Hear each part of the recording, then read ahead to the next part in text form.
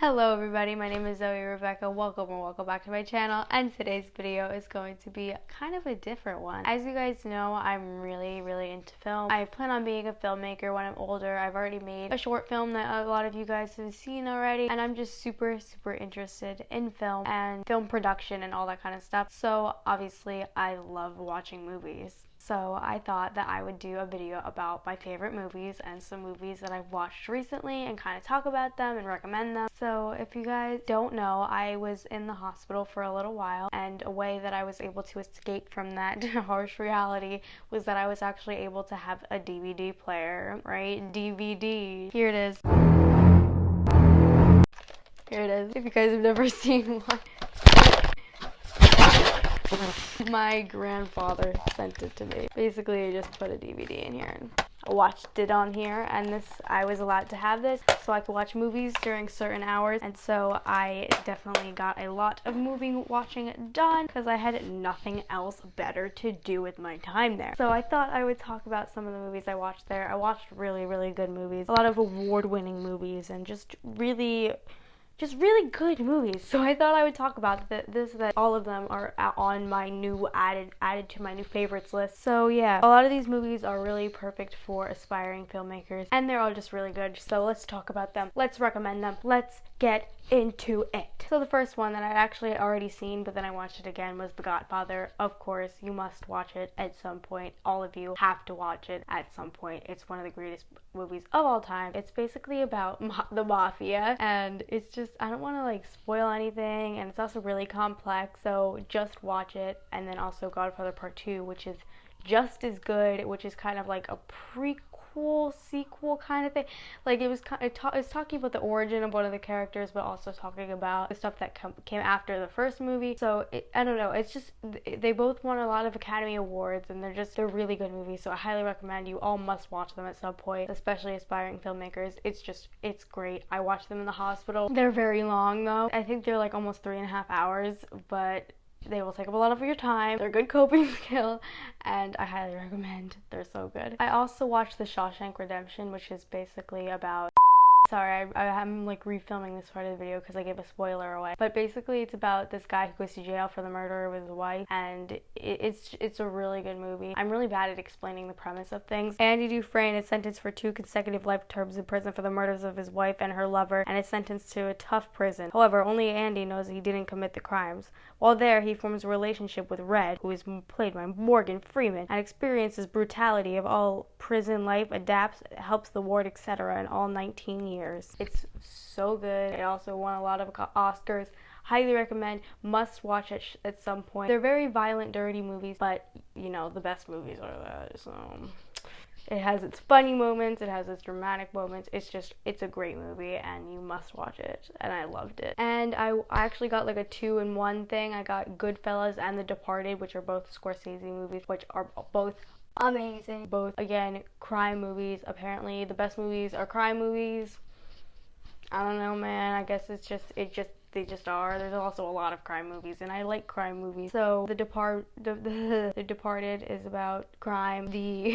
I'm so bad at explaining things. Goodfellas is about a bunch of criminals. And I've never talked about this before, but my grandfather, my father's father, lived a pretty gangster lifestyle back in the 70s. So whenever I watch these movies, it reminds me of him. He claims to have known the people that Goodfellas is actually based off of, because Goodfellas is based off of a true story. They changed the names and stuff, but my grandfather claims to have known the real people, which I think is really cool. I thought there would be a little anecdote to throw in there, which I think is cool, and it's weird, but it's cool to kind of watch what kind of lifestyle my grandfather lived, sorry. Okay, Goodfellas. A young man grows up in the mob and works very hard to advance himself through the ranks. He enjoys his life of money and luxury, but is oblivious to the horror that he causes. A drug addiction and a few mistakes ultimately unravel his climb to the top. It's based off the book Wise Guy by Nicholas Pileggi. So good. And Departed. Sorry, I'm looking up all these things. I'm just really bad at explaining things, and I want to give you guys the proper premise. South Boston cop Billy Costigan goes undercover to infiltrate the organization and gagland chief Frank Costello. As Billy gains the mobster's trust, a career criminal named Colin Sullivan infiltrates the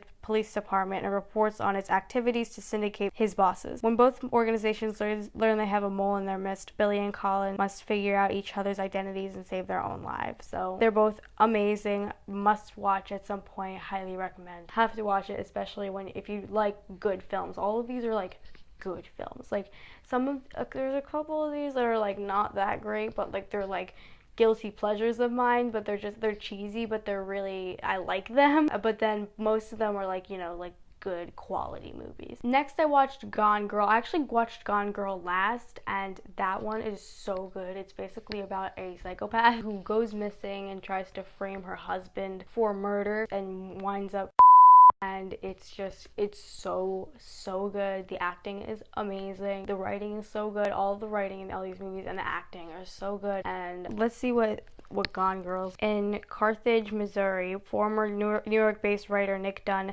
and his glamorous wife Amy present a portrait of a blissful marriage to the public. However, when Amy goes missing on the couple's 5th wedding anniversary, Nick becomes the prime suspect in her disappearance. The resulting police pressure and media frenzy, the Dunn's image of a happy union crumble, leading to the tantalizing questions about who Nick and Amy truly are. Highly recommend. It's very riveting. You get really lost in the story. So if you really need a distraction from life, watch that movie and you'll get really like into it, and the rest of the world will just be like blocked out because it's so fascinating and so interesting, And the last movie I watched was North by Northwest, which is Alfred Hitchcock, and it stars Cary Grant. It's really good. It's really old. I like old movies. I like Katharine Hepburn movies, and I like Cary Grant movies and stuff like that because, Filmmaker. But we shall look up the description. The classic suspense film finds New York City ad executive Roger O. Thornhill pursued by ruthless spy Philip Van Damme after North Hill is mistaken for a government agent. Hunted relentlessly by Van Damme's associates, the harried Thornhill ends up on a cross-country journey, meeting the beautiful and mysterious Eve Kendall along the way. Soon Van Damme's henchmen close in on Thornhill, resulting in a number of iconic action sequences. So if you like action movies, then you'll really like this movie, and it has a 99% on Rotten Tomatoes. All of these are in like the 80s or 90s. I mean, all the ones I just listed, which, I mean, I know that it's not like the unit of measure, but it is something, and I think it matches with the quality. I think all of the scores represent the quality of the movies pretty well, especially for the time they were made. Oh my god, I totally forgot. Casablanca. I watched Casablanca in the hospital too, which won Best Picture in the 40s in 1943. It's in black and white, but it's so good. It's like one of the all-time movies, one of the all-time classic movies that everybody must watch. I think it's rated PG, but it takes place during World War II, and I think it was filmed during World War II. Right? When did World War II end? I'm so fucking dumb. But it has Humphrey Bogart and Ingrid Bergman in it. World War II. Yes, it was filmed during World War II too. Rick Blaine, who owns a nightclub in Casablanca, discovers his old flame Ilsa is in town with her husband Victor Laszlo. Laszlo is a famed rebel, and with the Germans on his tail, Isla knows Rick can help them out of the country. Yeah, so they're trying to get out of the country because they're being chased by Nazis, basically. But it's really fucking good. So I highly recommend. Everyone must watch all of these at some point in their lives, if not more than once. And then I have some other movies here. Sorry, I'm looking at a list here. I have some other movies here that are like also in my top, but like I didn't watch in the hospital. Silver Linings Playbook, so good. You guys know I'm really into like mental health stuff, so it's about mental illness, but it's also romance, and it's so good. It's about this guy with bipolar who was in a mental institution, and he gets released, and then through a number of things he meets this girl. It's Bradley Cooper and Jennifer Lawrence, and she makes him, dance with him and prepare for this dance competition while his father is like making bets on like the Eagles winning the games, and then like they have to enter in a dance competition, and if the Eagles win and then they get at least 5 points in the dance competition, they get a certain amount of money, and it's it's related to mental health, and it's romance, and it's, you know, it's so good. But it's also drama, but it's also comedy. It's so versatile, and it's so good. And it's on Netflix, so go watch it. Yeah, The Godfather Part II are both on Netflix. The Departed is on Netflix. Goodfellas is on Netflix. Silver Linings Playbook's on Netflix. The next one I have is The Silence of the Lambs, which is so good. I love Silence of the Lambs. It won 5 Academy Awards for Best Picture, Screenplay, Director, Actor, and Actress, I think. It's about, you know, an FBI trainee. I think she's an FBI trainee. And a psycho. Jodie Foster stars as Clarice Starling, a top student of the FBI's training academy. Jack Crawford wants Clarice to interview Dr. Hannibal Lecter, a brilliant psychiatrist who also is a violent psychopath, serving life behind bars for various acts of murder and cannibalism. Crawford believes that Lecter may have insight into a case that Starling, as an attractive young woman, may just be the bait to draw him out. It's so good.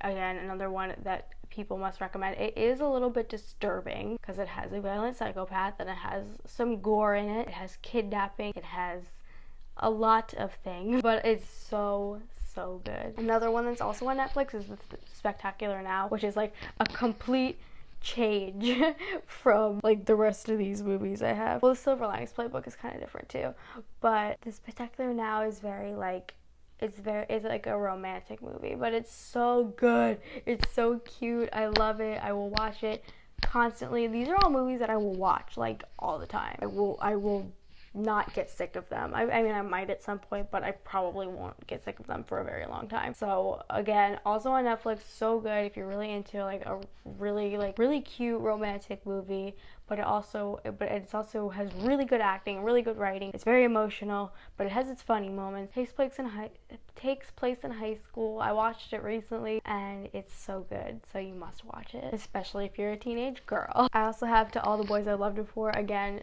kind of cheesy, super romantic, so good. Also on Netflix, a Netflix original. It's, again, complete shift from the rest of these movies. It's not like an all-time classic yet, and I don't think it ever will be, honestly, but it's so good, and you must watch it, especially if you're a teenage girl. Again, Noah Centineo is very, very attractive, and it's just, they're so cute together, and I love it, and I will be watching the sequel. And it's about this girl who writes these love letters, even though most people have probably already seen it.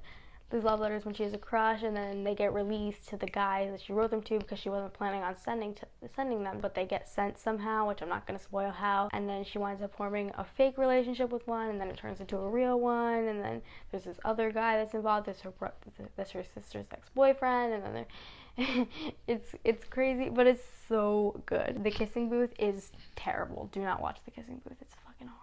I don't like when people compare it to All the Boys I've Loved Before with The Kissing Booth. The Kissing Booth is trash. That's my opinion. I liked it maybe the first time I saw it, and then I was like, this is so fucking dumb and bad. Like, also last night I watched Black Panther, which was so good. I really recommend Black Panther, also on Netflix. It's a Marvel movie, which I hate Marvel movies. Like, I don't like superhero movies. I know that most of the movies that come out in the theaters are all Avengers and shit like that, so I thought that I should make a video about classic movies that you can watch that are good and not superhero movies and are classics that you must see. But I do really like Black Panther. It's really, really good. So if you haven't seen it yet, go on Netflix, watch it somehow on whatever platform you have. It's so good, and I recommend it. It's about, you know, I feel like most people know what it is. Wakanda forever. What is this, Zoe? Also on Netflix, The Edge of 17. I watched it in the movies with my dad. So good.